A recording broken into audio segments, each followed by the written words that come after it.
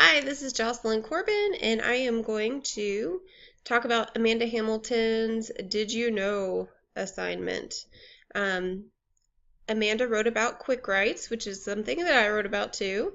Um, if you look up here, she shows us what her focus elements are, her author's agenda. It's right on target, just what we were asked to do. Okay, so here we go, talking about quick writes. Amanda immediately drew us in with this metaphor of like a roller coaster ride or some wild um, car ride that we might go on. She compares that to writing, and I thought that that was completely appropriate because it is a journey, and students need to think that it is something fun. I loved how she talked about the twists, turns, bumps, and bruises of writing. I thought that was perfect terminology for these energetic teenagers. What a great way to get them excited about writing.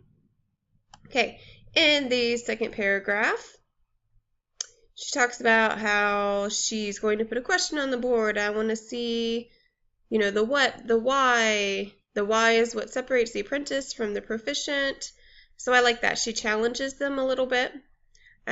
She explains the procedure, the process of how this is going to work. She's going to put something on the board. She wants them to write about this topic, but the why is really what's going to separate them from apprentice and proficient.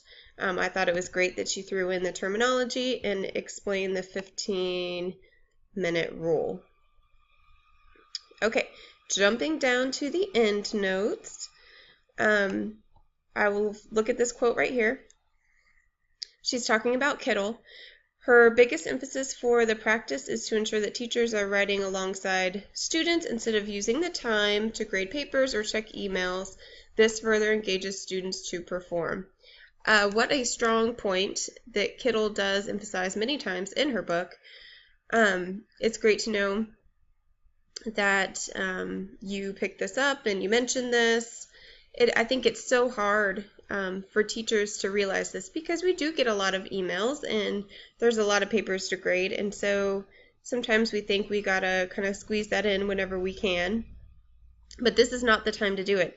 Students will learn so much more from us if we stay engaged with them. We write alongside with them. We provide feedback. We do the read alouds with them. If just giving them assignment and sitting down at our desk is all that we're doing, then we, are not doing our jobs correctly. So I thought that that was great that you noted that in your end notes. Okay, and then right here you say, these terms are not foreign to most of the students at my school, as even the students are not particularly interested in any given lesson. Understand that proficient means graduation to them. Graduation means freedom. Yep, that's a powerful statement as well. I just came from a district that instilled the same terminology and motivation, and I thought it was great. The school that I last worked at was Meade County High School, and we actually wore these buttons that said, we want you at 22, and they were talking about ACT scores because that would, it was benchmark for, I think, every college in Kentucky. 22 would have gotten you into any college. So, I think it's great when districts kind of set goals, let students know this is where we want you. We want you at proficient. Proficient means graduation. 22 means benchmark. I thought that was good. Okay. And then right here, what an important, strong point that you made. Kids need to know that you are human too. And Kittle, mentions this many times, and right beside them, students can connect better with teachers who are relatable.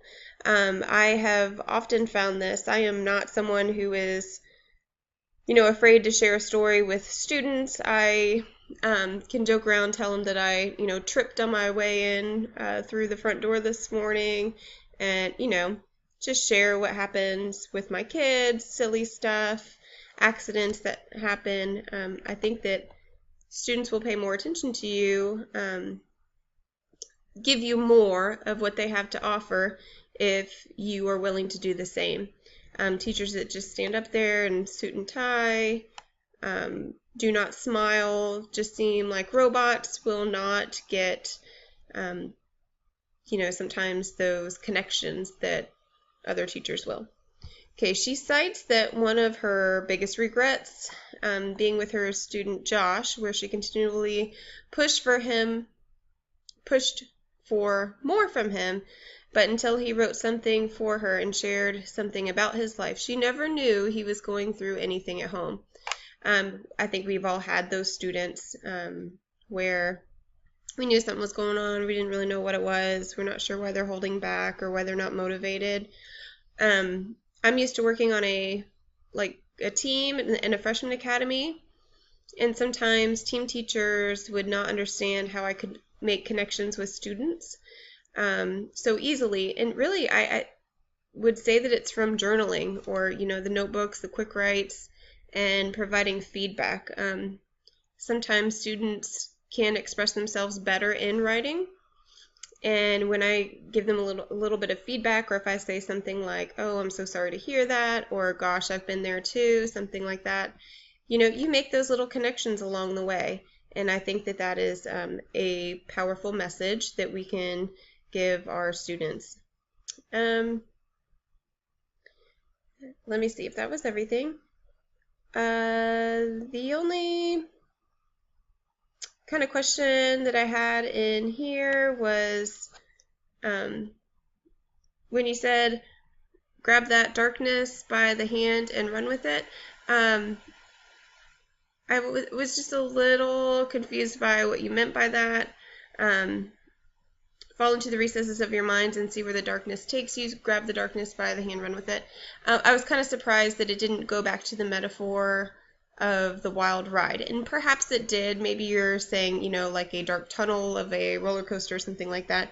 But it just didn't seem to fit completely with the bumps and bruises roller coaster trip. So I was just wondering, if you made a mention back to the roller coaster, if that would kind of complete the circle and stick with that theme or idea of roller coaster. Besides that, this is really fun. I hope that you do share this with your students at the beginning of next year. What a fun way to introduce them to quick writes and to get them to get excited about writing. All right, thank you very much, and have a good weekend.